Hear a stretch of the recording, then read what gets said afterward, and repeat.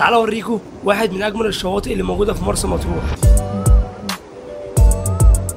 وده شاطئ رومل من انظف الشواطئ اللي موجوده في مطروح، وهو اقرب شاطئ لجزيره النورس، ودي الجزيره اللي المراكب بتنزلك عندها ومعروفه بميتها الكريستاليه. ودي التحفه المخفيه من شاطئ رومل واللي هيكونوا عارفينها اهل مطروح وبس. لما تروح هناك قول لهم انا تبع مصطفى، هيودوك ليها على طول. وكمان هو شاطئ مناسب جدا للاطفال وللعائلات. ومعانا ثروت هيعرفنا جميع الالعاب المائيه واسعار كل حاجه موجوده في شاطئ رومل. ده شاطئ رومل امن جدا للاطفال، خاص بالعائلات، مكان رايق، مكان هادي، واسعاره مناسبه لكل الناس. يبدا معايا اول صف ب 150، يبدا معايا ثاني صف 120، ثالث صف ب 100، رابع صف ب 100. وفي جميع انواع الالعاب المائيه للاطفال وللكبار.